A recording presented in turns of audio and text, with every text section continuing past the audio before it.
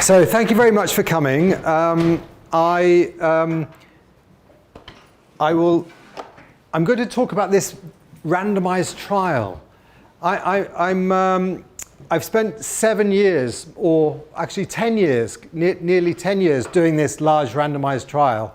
And we just got the results just in the summer, and we published the first paper in November or something like that, October or November. And I'm just starting to try and understand the results. Sometimes, you know, I've noticed in previous trials that it takes me quite a while to understand the results. So I'd like your help to understand the results. Because I know there are lots of statisticians in the room, and there's some clinicians. So I'd like to hear your opinions. So please don't be shy. So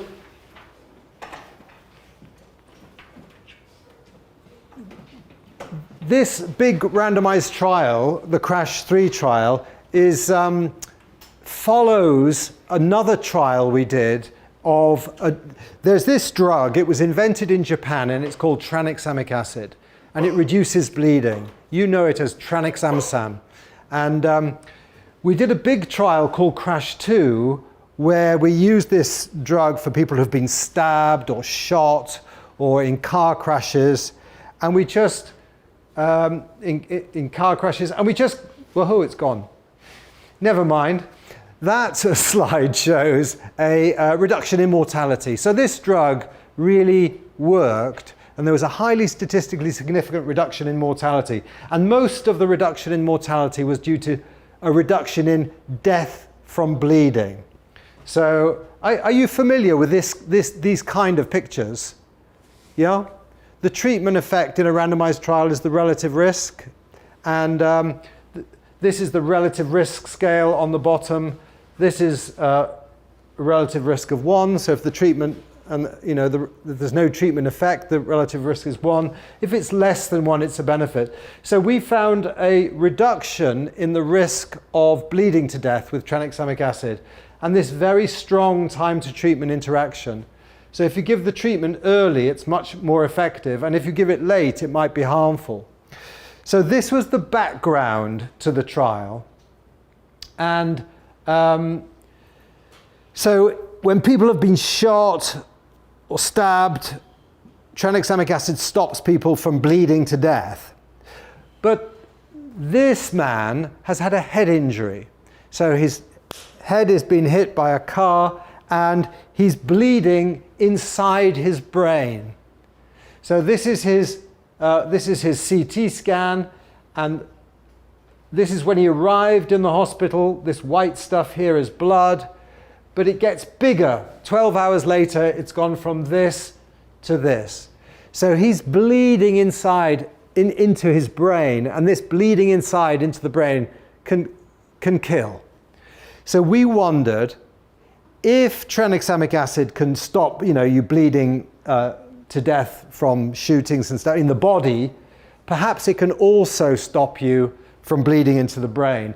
And bleeding into the brain, head injury is just a huge problem in the world. It's just enormous.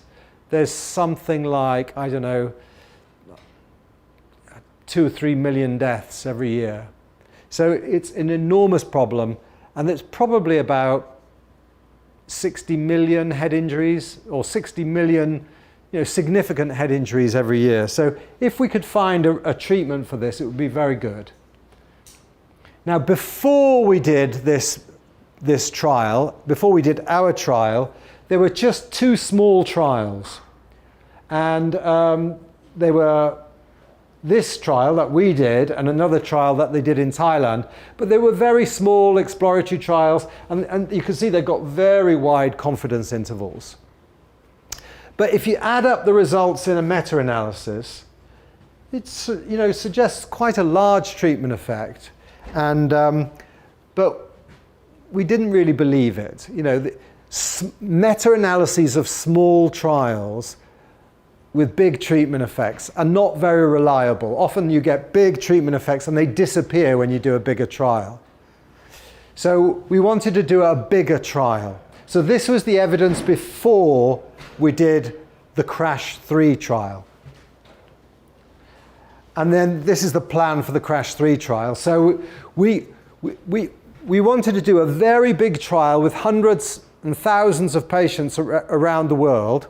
So you showed the page, one page before you showed the RR. RR is what? RR is R squared? It's relative risk. Relative risk. Yeah, sorry, it's a relative risk.